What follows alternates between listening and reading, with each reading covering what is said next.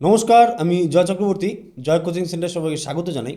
আজ আমরা এই ক্লাসের মধ্যে যেটা শুরু করছি সেটা হলো আহ, রসায়ন। ঠিক আছে, রসায়নে আজকে আমাদের প্রথম ক্লাস হচ্ছে। তো অধ্যায় 1, পরমাণুর গঠন। ঠিক আছে, তো যারা ক্লাসটি প্রথম দেখছো তাদেরকে একবার বলে দিই। তো আমরা এই চ্যানেলের মধ্যে একটি রুটিন মাফিক আমাদের প্রতিদিনের ক্লাস হচ্ছে। ঠিক আছে, তো সেখানে আমরা সোমবার ইতিহাস করছি, মঙ্গলবার থাকছে আমাদের জীবনবিজ্ঞান, বুধবার জিকে, বৃহস্পতিবার ভূগোল, শুক্রবার করছি রসায়ন এবং পদার্থবিদ্যা, এবং শনিবার করছি সংবিধান এবং অর্থনীতি। ঠিক আছে, এর পাশাপাশি আমরা খুব শীঘ্রই ইংলিশ এবং ম্যাথটিও এই চ্যানেলে শুরু করছি। ঠিক আছে, আর আমাদের ক্লাস হচ্ছে প্রতিদিন রাত 9টা। ঠিক আছে, প্রতিদিন রাত 9টায় তোমরা এই ক্লাসটি পেয়ে যাবে। প্রতিদিনের যেটা ক্লাস হবে সেটা তোমরা পেয়ে যাবে। আর এই ক্লাসের যেটা পিডিএফ থাকবে, ঠিক আছে, তোমাদের একটি টেলিগ্রাম চ্যানেল করা হয়েছে। এই টেলিগ্রাম চ্যানেলের মধ্যে তোমাদের এই প্রতিদিনের যেটা পিডিএফ থাকছে সেটা তোমাদের প্রোভাইড করা হবে। ঠিক আছে, তো চলো শুরু করা যাক। আজ আমাদের প্রথম চ্যাপ্টার যেটা রয়েছে রসায়নের অধ্যায় 1, পরমাণুর গঠন। ঠিক আছে, তো দেখো। আচ্ছা, রসায়ন শুরু করার আগে আমাদের প্রথমে দেখে নাও এই রসায়ন বা কেমিস্ট্রি থেকে আমরা কি কি বিষয়ে কমপ্লিট করছি এখানে। সেটা হচ্ছে আজ আমরা যেটা করব সেটা হচ্ছে ডাল্টনের পরমাণুবাদ, পরমাণুর গঠন ও তেজস্ক্রিয়তা। ঠিক আছে, এই বিষয়টা আজ আমরা দেখছি এখানে 1 নম্বর অধ্যায়ে। 2 নম্বরে থাকছে কি দ্রবণ, দ্রাব্যতা, কলয়েড ও তড়িৎ বিশ্লেষণ। 3 নম্বর অধ্যায় থাকছে অ্যাসিড, ক্ষারক ও লবণ। 4 নম্বর অধ্যায় আমরা করব জারণ বিজারণ, জারণ বিজারণ সাম্য বা রেডক্স সাম্য। ঠিক আছে, 5 নম্বর অধ্যায় আমরা করব এখানে রাসায়নিক বন্ধন। 6 নম্বর অধ্যায় থাকছে আমাদের পর্যায় সারণী। 7 নম্বর অধ্যায় থাকছে অজৈব রসায়ন। 8 নম্বর অধ্যায় জৈব রসায়ন। 9 নম্বরে থাকছে শিল্প রসায়ন। ঠিক আছে, আর 10 নম্বরে প্রাত্যহিক জীবনের রসায়ন। 11 নম্বর থাকছে পরিবেশ রসায়ন, এবং 12 নম্বর অধ্যায়ে এক নজরে কিছু গুরুত্বপূর্ণ তথ্য। এই টোটাল যতগুলো আমরা চ্যাপ্টার করব, সব চ্যাপ্টার থেকে কিছু গুরুত্বপূর্ণ প্রশ্ন আমরা সবার শেষে এক নজরে দেখে নেব। ঠিক আছে, তো চলো শুরু করা যাক।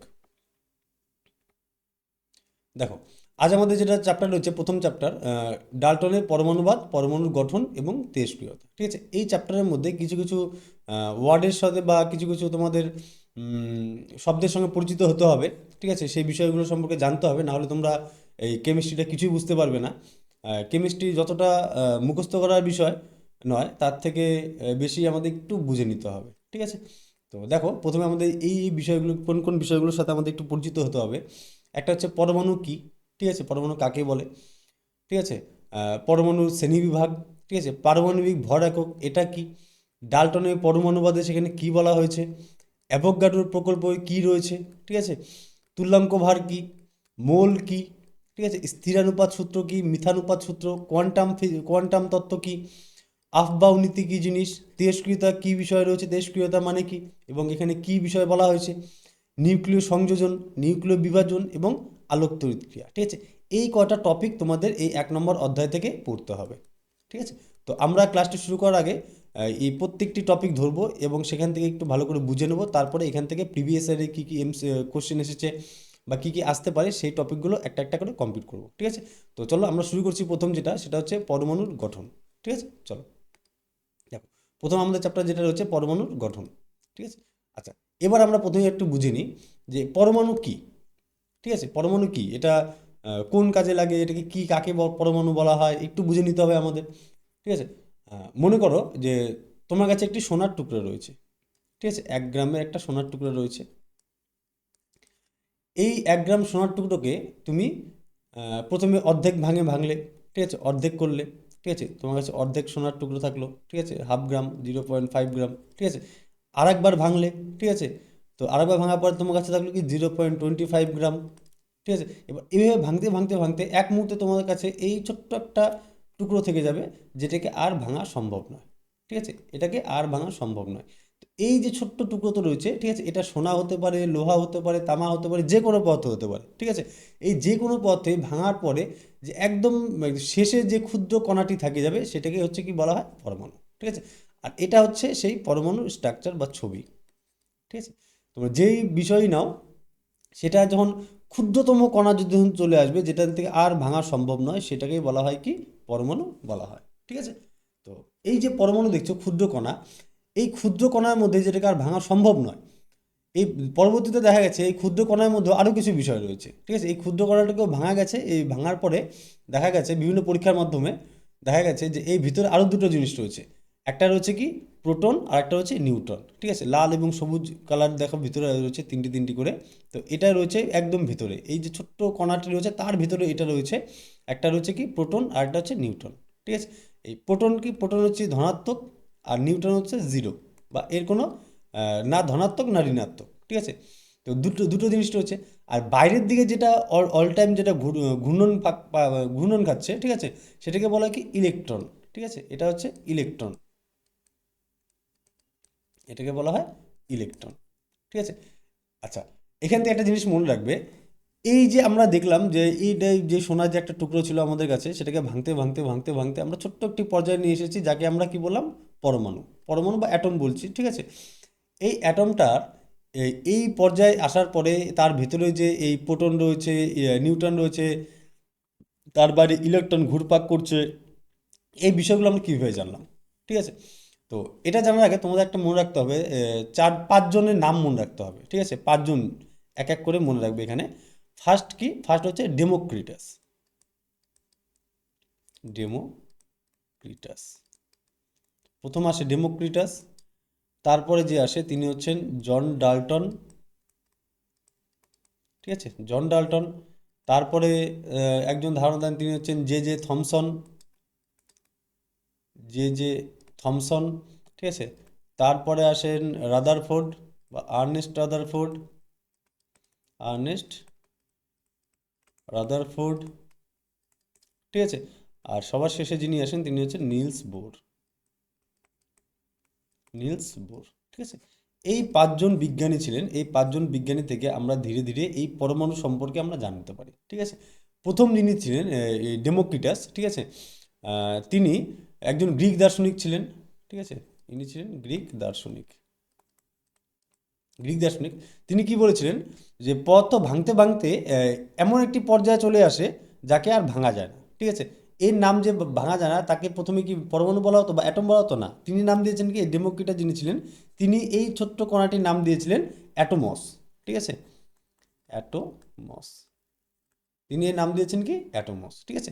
পরবর্তীতে আসে কে, পরবর্তীতে আসে জন ডাল্টন, ঠিক আছে। 1803 সালে, 1803 সালে তিনি প্রথম বৈজ্ঞানিক তত্ত্বের ভিত্তিতে এই পরমাণু তত্ত্বের ব্যাখ্যা দেন, ঠিক আছে। তিনি মনে করতেন কি, এই পরমাণু যে তত্ত্ব রয়েছে এটা হচ্ছে নিরেট, ঠিক আছে, এর ভিতরে আর কিছু নেই, এটা একদম নিরেট রয়েছে, অর্থাৎ অবিভাজ্য, এটাকে আর ভাঙা যায় না, ঠিক আছে। তিনি মনে করতেন এটাকে আর ভাঙা সম্ভব নয়, ঠিক আছে, ভাঙা সম্ভব নয়, তিনি জন ডাল্টন মনে করতেন, ঠিক আছে। তিনি মনে করতেন যে এটাকে আর ভাঙা সম্ভব নয়। পরবর্তীতে কে আসেন, পরবর্তীতে আসেন জে জে থমসন, ঠিক আছে।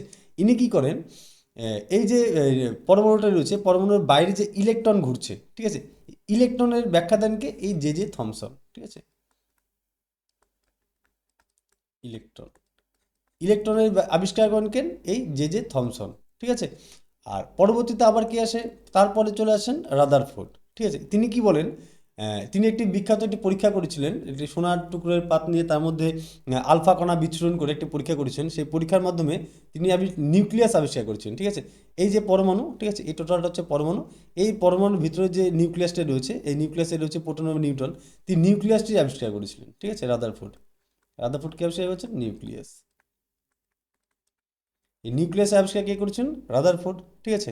আর পরবর্তীতে তারপরে কি আসে, নিলস বোর, ঠিক আছে। তিনি জানান যে ইলেকট্রনগুলো, এই যে ইলেকট্রনগুলো রয়েছে, এই ইলেকট্রনগুলো নিউক্লিয়াসের চারপাশে বৃত্তাকার পথে ঘোরে, ঠিক আছে।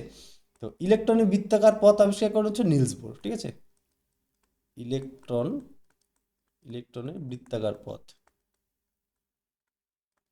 ইলেকট্রনের বৃত্তাকার পথ আবিষ্কার করেন কে, এই নিলস বোর, ঠিক আছে। তো এবার আমরা দেখে নিলাম যে কিভাবে আমরা এই পরমাণু সম্পর্কে জানলাম, ঠিক আছে। পরমাণু ইলেকট্রন, প্রোটন, নিউট্রন কোথায় অবস্থান করছে, এই সম্বন্ধে আমরা একটা রাফ ধারণা নিয়ে নিলাম, ঠিক আছে। এখানে আরও ডিটেলসে কিছু কোশ্চেন হয়, তো আমরা সেই কোশ্চেনগুলো পরবর্তী যখন কোশ্চেনগুলো একটা একটা করে কমপ্লিট করবো, সেখানে এক এক করে দেখে নেবো, ঠিক আছে। তো চলো দেখা যাক, শুরু করা যাক। 1 নম্বর দেখো, পরমাণুর নিউক্লিয়াস কে আবিষ্কার করেছিলেন, ঠিক আছে। দেখো ডাব্লিউবিসিএস প্রিলি এবং এসএসসি সিজিএল প্রিভিয়াস ইয়ারের কোশ্চেন এটা, ঠিক আছে, খুব ভালো প্রশ্ন। তো পরমাণুর নিউক্লিয়াস কে আবিষ্কার করেছেন, এখনই আমরা দেখলাম এখানে। তো পরমাণুর নিউক্লিয়াস কে আবিষ্কার করেছেন, আর্নেস্ট রাদারফোর্ড, ঠিক আছে। তো আমাদের উত্তর কী হয়ে যাবে, পরমাণুর নিউক্লিয়াস আবিষ্কার করেছিলেন আর্নেস্ট রাদারফোর্ড, অপশন বি, ঠিক আছে, আর্নেস্ট রাদারফোর্ড। আর জে থমসন কি করেছিলেন? জে থমসন করেছিলেন, তিনি ইলেকট্রনের আবিষ্কার করেছিলেন, ঠিক আছে, ইলেকট্রন আবিষ্কার করেছিলেন। এই যে বাইরের কক্ষপথ দেখছো, এই বাইরের কক্ষপথে ইলেকট্রন আবিষ্কার করেছেন কে? ইলেকট্রন আবিষ্কার করেছেন এই জে থমসন, ঠিক আছে। আরেকটা জিনিস মনে রাখবে এখান থেকে, তিনি এই যে ইলেকট্রন আবিষ্কার করেছিলেন, তিনি একটি মডেলের কথা বলেছিলেন, ঠিক আছে। সেই মডেলটা হচ্ছে প্লাম পুডিং, ঠিক আছে, প্লাম পুডিং মডেল, ঠিক আছে, plum pudding model. Plum pudding মডেলের ধারণা দিয়েছিলেন কে? এই জে থমসন, ঠিক আছে। আর নিলস বোর কী করেছিলেন? নিলস বোর ইলেকট্রনের কক্ষপথ, যে ইলেকট্রন, এই যে ইলেকট্রন রয়েছে, ইলেকট্রনের চারদিকে যে কক্ষপথটা রয়েছে, ইলেকট্রনের বৃত্তাকার পথ আবিষ্কার করেছেন কে? নিলস বোর, ঠিক আছে। তো নিলস বোর কী করলো? ইলেকট্রনের কক্ষপথ আবিষ্কার করেছে, ঠিক আছে। তো এখানে হবে ইলেকট্রনের কক্ষপথ, ইলেকট্রনের কক্ষপথ আবিষ্কার করেন কে? এই নিলস বোর, ঠিক আছে। আচ্ছা, এখান থেকে একটা জিনিস মনে রাখবে, এটা সালটা খুব চলে আসে যে কত সালে ইলেকট্রন কক্ষপথ আবিষ্কার করেছে নিলস বোর, ঠিক আছে। তো আমাদের উত্তর হয়ে যাবে 1913 সালে, ঠিক আছে। এই সালটা একটু ভালো করে দেখে নেবে, এখানে অনেক পরীক্ষা চলে আসে। তো 4 নম্বর যিনি হচ্ছেন, নাম চ্যাডউইক্স। আচ্ছা, চ্যাডউইক্স কী আবিষ্কার করেছিলেন? তিনি নিউট্রন কণা আবিষ্কার করেছিলেন, ঠিক আছে, নিউট্রন কণা, ঠিক আছে। নিউট্রন কণা আবিষ্কার করেছেন কে? চ্যাডউইক্স। তিনি আবিষ্কার করেছেন 1932 সালে, ঠিক আছে, 1932 সালে নিউটন কণা আবিষ্কার করেছেন। আচ্ছা, নিউটন কণার কি চার্জ কেমন? পজিটিভ না নেগেটিভ? তো এখানে জিরো, নিস্তড়িত, ঠিক আছে। নিউটন হচ্ছে নিস্তড়িত। আর ইলেকট্রন যেটা রয়েছে, ইলেকট্রন হচ্ছে কি নেগেটিভ, আর যেটা প্রোটন রয়েছে, প্রোটন হচ্ছে পজিটিভ, ঠিক আছে। চলো নেক্সট দেখো, দেখো 2 নম্বর দেখো, পরমাণু ইলেকট্রন মহলে ইলেকট্রনগুলি নিউক্লিয়াসকে কেন্দ্র করে ঘুরে। এই কক্ষপথের ধারণা কে দেন? ঠিক আছে, এই যে পরমাণু রয়েছে তার কক্ষপথ ঘুরে যে ইলেকট্রনগুলো ঘুরছে, ঠিক আছে, এই ধারণা কে দেন? এই ধারণা দেন হচ্ছেন নিলস বোর, ঠিক আছে। আর এখান থেকে গোল্ড স্টেন দিয়ে একটা প্রশ্ন আসে, সেটা হচ্ছে অ্যানোড রশ্মির আবিষ্কারক কে? ঠিক আছে, অ্যানোড রশ্মি, অ্যানোড রশ্মি বা ক্যানাল রশ্মি, ঠিক আছে, অ্যানোড রশ্মি বা ক্যানাল রশ্মির আবিষ্কার করেন এই গোল্ডস্টিন, ঠিক আছে। প্রোটিন, সরি, প্রোটন আবিষ্কারের প্রাথমিক ভিত্তি ছিল, ঠিক আছে, এই রশ্মি, ঠিক আছে। প্রোটন আবিষ্কারের প্রাথমিক ভিত্তি এই যে রশ্মি ছিল, এই রশ্মির আবিষ্কার করেন কে? গোল্ডস্টাইন, ঠিক আছে। চলো নেক্সট দেখো, 3 নম্বর দেখো, পরমাণুর ভর সংখ্যা বলতে কি বোঝায়? ঠিক আছে, তো খুব ভালো প্রশ্ন এটা, দেখো পিএসসি ক্লার্কশিপ মিসেলেনিয়াসের পরীক্ষায় চলে এসেছে এই প্রশ্ন। তো পরমাণুর ভর সংখ্যা কি একবার বুঝে নাও। এটা আমাদের পরমাণু, ঠিক আছে। তো পরমাণুর বাইরের কক্ষে যেটা থাকে সেটা হচ্ছে কি ইলেকট্রন, বাইরের কক্ষে থাকে ইলেকট্রন, আর ভেতরে থাকে কি প্রোটন এবং নিউট্রন, ঠিক আছে। এই প্রোটন এবং নিউট্রনকেই একত্রে, প্রোটন নিউট্রনের যে ভর রয়েছে, এইটাকেই একত্রে বলা হয় কি পরমাণুর ভর সংখ্যা, ঠিক আছে। তো proton plus neutron, proton plus নিউট্রনের সমষ্টিকে কি বলা হয়? পরমাণুর ভর সংখ্যা, পরমাণুর ভর সংখ্যা, ঠিক আছে। আর প্রোটন সংখ্যা ইকুয়াল টু, প্রোটন সংখ্যা ইকুয়াল টু হচ্ছে পারমাণবিক সংখ্যা, প্রোটন সংখ্যা ইকুয়াল টু পারমাণবিক সংখ্যা, ঠিক আছে। তো এখানে মানে প্রোটন সংখ্যা ইকুয়াল টু পারমাণবিক সংখ্যা, আর প্রোটন ও নিউট্রন সংখ্যা ইকুয়াল টু হচ্ছে পরমাণুর ভর সংখ্যা, ঠিক আছে। এই দুটো জিনিস এখান থেকে মনে রাখবে। তো আমাদের এখানে উত্তর হয়ে যাবে কি পরমাণুর ভর সংখ্যা বলতে কি বোঝায়? তো আমাদের উত্তর হয়ে যাবে অপশন ডি, প্রোটন ও নিউট্রন সংখ্যার সমষ্টিকেই বলা হয় পরমাণুর ভর সংখ্যা, ঠিক আছে। চলো নেক্সট দেখো, 4 নম্বর দেখো, পরমাণুর সবচেয়ে হালকা কণা কোনটি? ঠিক আছে, পরমাণু 3টি কণা হচ্ছে, বাইরের দিকে রয়েছে ইলেকট্রন, বাইরের দিকে রয়েছে ইলেকট্রন, আর ভিতরে রয়েছে প্রোটন এবং নিউট্রন, ঠিক আছে। তো সব থেকে হালকা যখন বলবে, সব থেকে হালকা হচ্ছে কি নিউট্রন, সরি ইলেকট্রন, ঠিক আছে। তো সবচেয়ে হালকা কোনটি? সবচেয়ে হালকা হচ্ছে ইলেকট্রন। আর যেগুলো সবচেয়ে ভার কোনটি? সেটা হচ্ছে কি নিউট্রন, ঠিক আছে। তো এখানে বলছে সবচেয়ে হালকা, তো আমাদের উত্তর হয়ে যাবে কি ইলেকট্রন হলো সব থেকে হালকা, ঠিক আছে। আর নিউট্রন হচ্ছে ভারী, ভারী যদি বলে তাহলে নিউট্রন, হালকা হচ্ছে ইলেকট্রন। আর এখানে মনে হবে ইলেকট্রন কি, ইলেকট্রন হচ্ছে নেগেটিভ, আর প্রোটন হচ্ছে পজিটিভ, ঠিক আছে, আর নিউট্রন নিস্তড়িত, ঠিক আছে। চলো নেক্সট দেখো, দেখো 5 নম্বর দেখো, একই মৌলের ভিন্ন পরমাণু যাদের প্রোটন সংখ্যা সমান এবং কিন্তু ভর সংখ্যা আলাদা, তাদের কি বলে? ঠিক আছে, এবার এখানে মনে রাখো, মনে করো একই মৌল, ঠিক আছে, এটাও এই টাইপ মৌল, আর এটাও এই টাইপের মৌল, ঠিক আছে, একই মৌলে দুটো পরমাণু। তো পরমাণুর বাইরের কক্ষে তো আমরা ইলেকট্রন থাকে, সেটা আমরা সবাই জানি। এখানে রয়েছে বাইরের কক্ষে ইলেকট্রন, এখানেও রয়েছে ইলেকট্রন। আর ভেতরে কি থাকে, ভেতরে থাকে হচ্ছে প্রোটন এবং নিউট্রন, ঠিক আছে, প্রোটন এবং নিউট্রন দুটো রয়েছে। তো যাদের প্রোটন সংখ্যা সমান, মনে করো এখানকার প্রোটন দুটো রয়েছে, ঠিক আছে, এই পরমাণু প্রোটন দুটো, আর এখানেও রয়েছে প্রোটন দুটো, ঠিক আছে। তো এই যে এই দুটো পরমাণু কি হলো, প্রোটন সংখ্যা সমান হয়ে গেল। তো একে একে অপরকে কি বলা হবে, একে একে অপরের বলা হবে আইসোটোপ, ঠিক আছে। তো আইসোটোপ কি, যাদের প্রোটন সংখ্যা সমান, ঠিক আছে, যাদের প্রোটন সংখ্যা সমান তাদের বলা হয় আইসোটোপ, ঠিক আছে। তো এখানে মনে রাখবে এটাও প, এটাও প, লাস্টে প, আর এটা প্রথমে প, ঠিক আছে, এভাবে মনে রাখবে। তো যাদের প্রোটন সংখ্যা সমান তাদের কি বলা হয় আইসোটোপ, ঠিক আছে। আচ্ছা, আইসোবার কি, আইসোবার হচ্ছে যাদের ভর সংখ্যা সমান, ঠিক আছে, যাদের ভর সংখ্যা সমান তাদের বলা হয় কি আইসোবার, ঠিক আছে। আচ্ছা, ভর সংখ্যা কি, মনে করো এই যে এখানে যে প্রোটন এবং নিউট্রন রয়েছে, এই দুটো মিলিয়ে আমাদের যেটা পারমাণবিক ভর কত, পারমাণবিক ভর হয়ে গেলো মনে করো 4, ঠিক আছে। তো আর এটারও প্রোটন এবং নিউট্রন মিলিয়ে পারমাণবিক ভর হয়ে গেলো 4, ঠিক আছে। তো যাদের এই এই ভর সংখ্যা সমান হবে, ঠিক আছে, তাদেরকে একে অপরের বলা হবে কি আইসোবার, ঠিক আছে। তো যাদের ভর সংখ্যা সমান তাদেরকে বলা হয় আইসোবার, ঠিক আছে। আর আইসোটোন কি, যাদের নিউট্রন সংখ্যা সমান, ঠিক আছে। মনে করো এখানকার নিউটনের মান, নিউটন রয়েছে 3টি, আর এখানেও রয়েছে 3টি। তো যাদের নিউটন সংখ্যা সমান তাদেরকে বলা হয় কি আইসোটোন, ঠিক আছে। তো নিউট্রন, একটু ভালো করে দেখে নেবে, একটা প্রশ্ন চলে আসার চান্স থাকে এখান থেকে, ঠিক আছে। তো যাদের নিউটন সংখ্যা সমান তাদের বলা হয় আইসোটোন, যাদের ভর সংখ্যা সমান তাদের বলা হয় আইসোবার, যাদের প্রোটন সংখ্যা সমান তাদের বলা হয় কি আইসোটোপ। আর আইসোমার কি, আইসোমার হচ্ছে যাদের আণবিক সংকেত একই, ঠিক আছে, আণবিক সংকেত, আণবিক সংকেত এক, কিন্তু আহ, ভিন্ন গঠন বিশিষ্ট যৌগ, ঠিক আছে, ভিন্ন রকম কিন্তু আণবিক সংকেত একই, ঠিক আছে, তাদের বলা হয় কি আইসোমার, ঠিক আছে। চলো নেক্সট দেখো, 6 নম্বর দেখো, হাইড্রোজেনের কোন আইসোটোপে কোনো নিউট্রন থাকে না, ঠিক আছে।